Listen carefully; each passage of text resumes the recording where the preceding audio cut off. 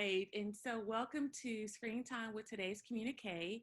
I am so thrilled and excited to have Mr. Phillip O'Donald joining us today to talk about all things voting in Southwest Arkansas. We know that early voting started on October 19th and continues throughout the next week. We also know that Election Day is on Tuesday, November 3rd. And so we want to talk about voting and what's on the minds of people. So welcome, Mr. O'Donald. Good to be here with you. I'm excited. Full disclosure, I've known you for about 30 or 40 years, so I want to know that. Absolutely. So, you, just to let everyone know, you were born and raised in Central Arkansas. You lived, worked, and played in Southwest Arkansas in Texarkana for a number of years. And although you're back in Central Arkansas, you still maintain your highly popular weekly radio show with the legendary Donald Nelson Yeah. in Texarkana every week. Did I Yeah. miss anything there? Nope, Little Rock native, University of Arkansas, came back to Little Rock, 18 years in Texarkana. We still have our residence there. Anybody looking to rent or buy? Right, Back, absolutely. Throw that plug in for sure. I'm So, back there doing the Sunday show, and I must compliment Donald Nelson because very much like a father figure to me. When you move away from home, you need those people in your life to kind of keep you grounded and to help you reach that next level. And he's definitely one of those people in my life. absolutely. Shout out to Mr. Nelson, or Uncle Don as I call him. And so with your weekly radio show, and the fact that you've lived in Southwest Arkansas for so long, what is top of mind for people as they're thinking about voting, even before the voting process started? What have been the top of mind issues that people have been talking about? Let me kind of begin here. Okay. Um, I see things differently having come from a different perspective. And I don't mean this to be critical, but Sure. sometimes you're immersed in something, you may not necessarily see it for what it is because you got blinders on. That's the way things have always been. I can remember when I first got to Texarkana, I went to a Friday night game and probably 70, 80% of the football players were black and 90% of the coaches were white. And I thought to myself, this would never happen where I'm from. But Mhm. no one seems to notice this. So that is where I am with voting Okay. and maybe how some people may not see the necessity of it.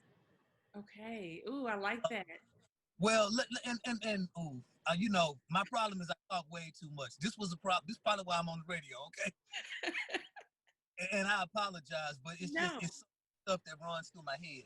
But it's so much that needs to change Mhm. that until we decide it's going to change or we decide how that change should occur. And that's where, to me, voting is not appreciated. So And talk a little bit more about that. Number one, you said so much needs to be changed, and we need to vote. So dig a little bit deeper for me. What needs to change, and then talk a little bit about why we need to vote. if you look at the social justice initiatives that have occurred, how do we hold police accountable? Do police actually protect and serve? Okay. Okay. Um, you look at power, you look at politics, you look at all of these things, and if you will notice something, the people that don't want you to vote, the people that try to disenfranchise your vote, the people that try to make it more challenging, why there's not vote by mail, why all of these things are in place, this is the first thing that they do. Mm, Now ask yourself, why is that? mm. Because in their mind, evidently, economic empowerment ties into the politics and who votes and where do these monies go? Where does this power reside? Yeah. And from that, the contracts are rewarded, things are kept in place. It's just so much that we haven't tapped into that you almost wonder, do we even recognize? Ooh, And I mean, the sad truth is, the adults that are woke, they are, but the kids, how do they get there? We don't control educational processes anymore. Right. Go to somebody else's school to be taught by somebody that doesn't look like us. And I'm not being critical, but Mm-hmm. I'm saying it's a problem when a black male child can go to school and not meet a black male teacher until he's been there 6 or 7 or 8 or 9 years. Wow. And the unfortunate outcome of that is this. You have graduating classes in schools that are 50% black, where of the top 100 graduates, there's one black male. So, Now you ask yourself, is everybody that much smarter than the black boys? No. right. There's some systemic things in place. So, I mean, I'm talking about school, I'm talking about Yeah. money, I'm talking about power. I'm jumping all over the place. But really what I'm saying is how we vote dictates how these systems are in place. And, How we how we vote dictates who's going to be that person. One of the big deals going on in Little Rock right now is that the state has taken over the school district. right. Well, the state has got a great plan of we're going to pass this millage increase and we're going to spend all this money. But guess what? Is that not the textbook definition of taxation without representation when there is no local control of the school board? I think you're Yet they breaking it down want to. for people. I think you're breaking it down right now. Well, I mean, but it's so much stuff. And I mean, you look at our country. You look at this business about the Proud Boys. You look at this business about the current occupant of the White House, 45. Um, Look at all of them as a reaction to the fact that you had a black man who was in office. How did he get there? Right. Voting. Right. Voting put him there. That's what happened that enabled that whole. And we thought that it was finally we arrived at a post-racial America. We don't have a post-racial America. The fact that that pendulum has swung and all of this foolishness is out there on display and white supremacy and hate and evil. That's what it is. Evil is when somebody is injured. This is hate and evil. Yeah. It's not right or left or conservative or liberal. It's right and wrong in the eyes of God. And the crazy thing about it is the evangelicals are some of his biggest supporters. So I mean, and I don't know how you can't arrive at we at the end times when you see that. But I'm gonna get myself in trouble running off at the mouth. But y'all, like, like, like a lot of people see it, not just me, but this is how it is. Yeah, but you're speaking truth to a lot of that because that's what people are talking about. That's what's at the top of mind for people. And I'm glad that you mentioned that the voting on the school board and things like that, because most people just wait until it's time to vote for a president and then that's it. And But, you know, those are big deals. right. But the biggest aspect of what's going to happen in your community with your police department, with your kids in school, with the jobs that are available to you, all of that stuff is local. Yes. All of that stuff is Chamber of Commerce and who's going to win the judgeship and who's going to be elected the sheriff. All of that is local. Yeah. And so we have to recognize, step back and look at the big picture, follow the money as you hear them say, Mm-hmm. and ask yourself, well, why is this done this way? And Yeah. how can I fit in that? And how can I position my kids to benefit from that? You know, or why is it that we never get this, but all of these monies go there? And it's not for my community. It's not for my kids. It's not for me. And how do I change that? You can't change it by saying I'm gonna go out and buy guns and get ready for a race war. You that is true. And so, what do you think that the community at large can do? Communities of color can do to help engage more people in the voting process? It seems like there's a lot of voter apathy out there, and people, as much hype as there is going on about the voting and voting the process, there's not a whole lot of young people participating in the voting process. How can we fix that? well, Go ahead. let me plug our young people and kind of compliment and celebrate them for a hot minute. Okay. Look at what happened with George Floyd. Yes. Look what happened with that movement or that moment, whichever you want to call it. Was it a moment or was it a movement? Mm-hmm. But just look at the visuals of it. Yeah. You never saw I almost said riots. You never saw protests in the 60s Yeah. that were 50% white. Mm-hmm. 10%, 20% maybe. But for the first time, when white people saw what was really going on and they said, this is wrong. Yeah. And it's not wrong because I'm black or because I got a black child. It's wrong because our America should be better than this. Not just different, but better.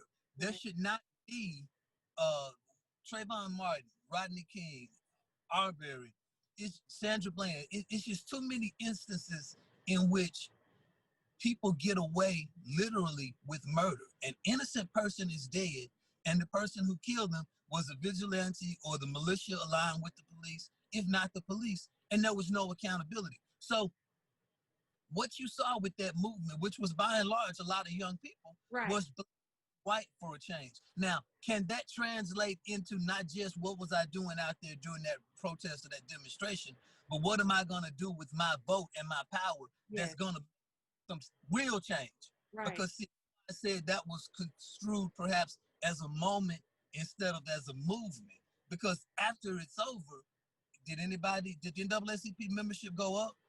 I mean, Black Lives Matter is not even an official organization, so to speak, that has a political agenda. See, I think in my mind, everything ties back in some way, at some level, to how do the politics play out? Because that's where the money is going to flow.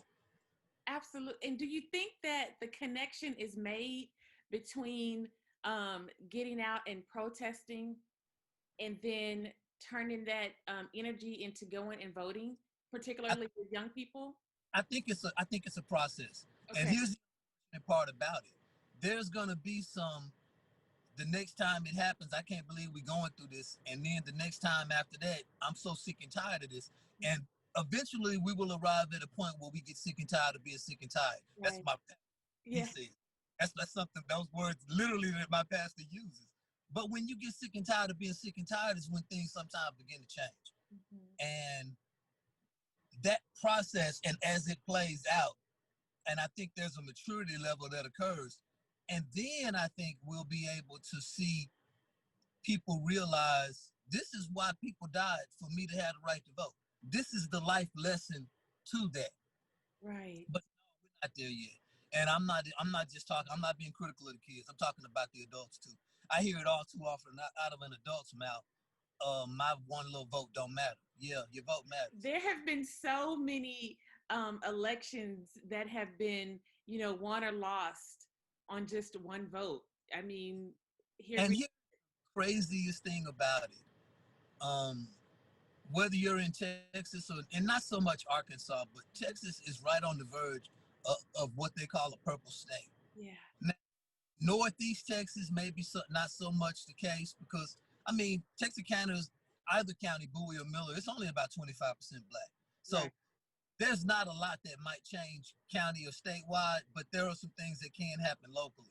But Texas as a whole is kind of at that tipping point. So it's interesting when you see all these people who are now moving there and all these Hispanic people and all these black people. If Yeah. these people actually voted, Texas would flip. Mhm. Much like Georgia and some of the Carolina areas in the Carolina, they're going to flip. It's not a question of if, it's a question of when. The demographics dictate that. And Yeah. that's part of the reason why I'm pretty sure you're going to see a pivot in the Republican Party where they actually get back to some of the George W. Bush kind of conservatism, where they actually do legitimately try to reach out and get brown and black votes. Not this foolishness about these folks in these red hats. Oh yeah. Oh yes. Yes, we could go off on a tangent on that for sure. But what is what are some of the things that are top of mind for you as you get ready to cast your vote, or as you get ready to consider um, voting this election cycle, when you get ready to go? What's been top of mind for you? You know, the crazy thing is that everything right now is because it is a national election.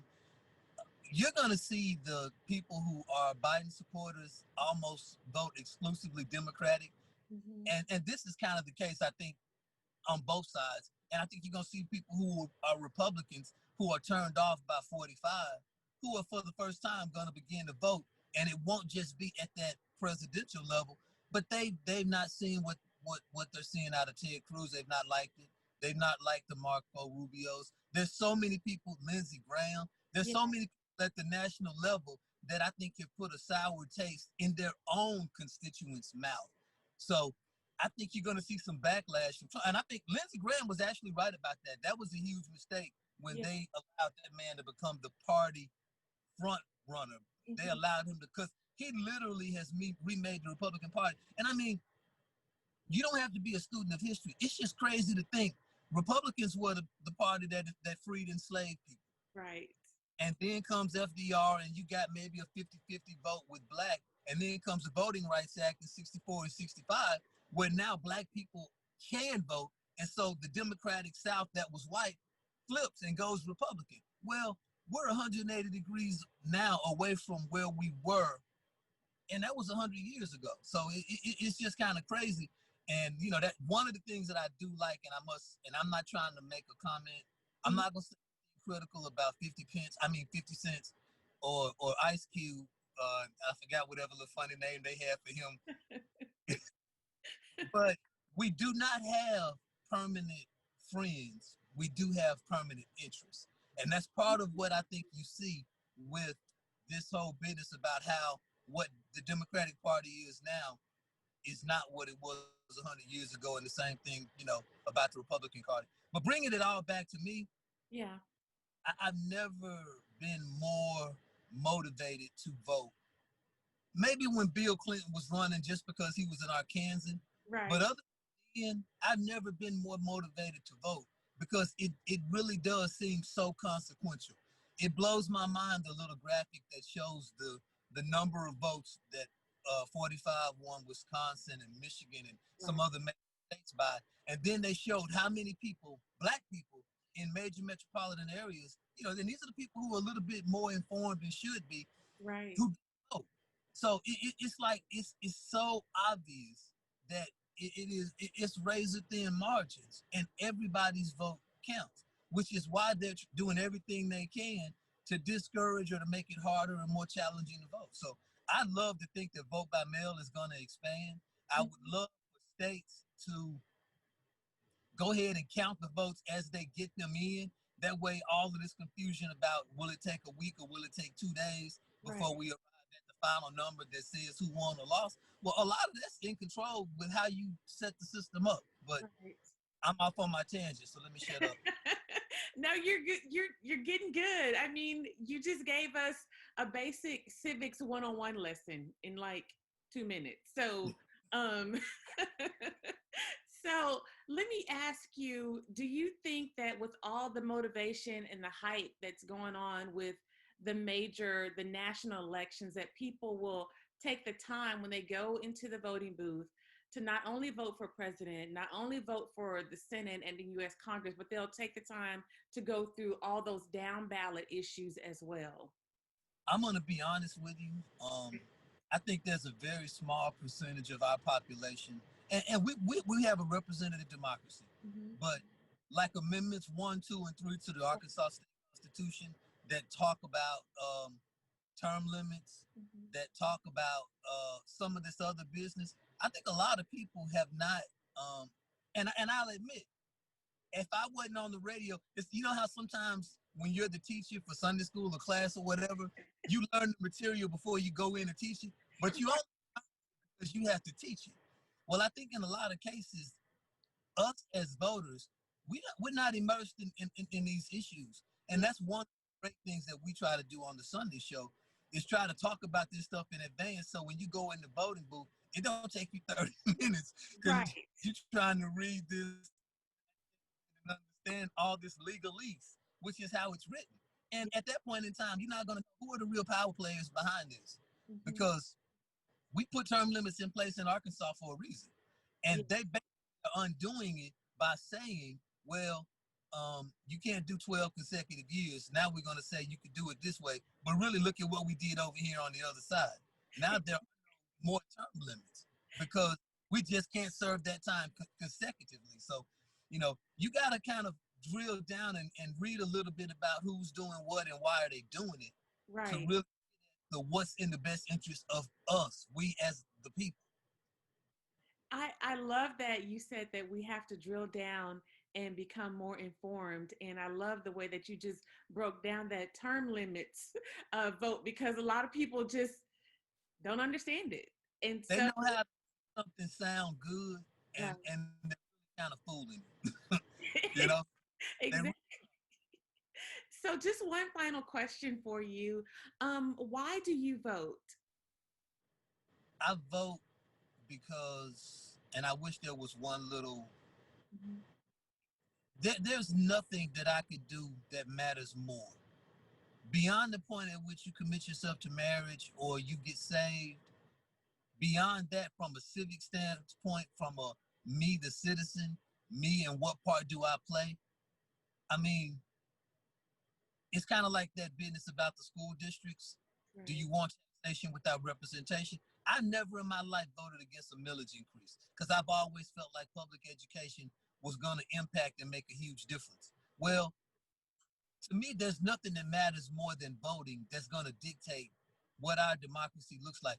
You cannot say America and say you're proud of it or you hate it or you wish it would change or even open your mouth and talk about it if you're unwilling to vote. If you're unwilling to kind of, and you don't even have to immerse yourself in it. You just kind of got to listen and open your eyes and open your ears and try to figure out what's going on. I mean, or listen to some of the people who do know what's going on. Exactly. So there's nothing that's more important than voting. Absolutely nothing. Well, Mr. And O'Donnell, there's no other way to make a change. You can't buy guns. You can't pout about it and complain about it and blame game and all of that foolishness. Vote about it. vote about it. Vote about it. The infamous words of Mr. O'Donnell. Thank you, Mr. O'Donnell, for this civics George, lessons, this history lesson, this voting 101 all lesson. this on my mind. Yeah. And once again, we just want to remind everybody early voting has already begun in the state of Arkansas. Election day is November 3rd. So be sure that you get out there and vote. And like Mr. O'Donnell said, vote about it. Vote And about it. that's a wrap. Thank you, Miss Edens.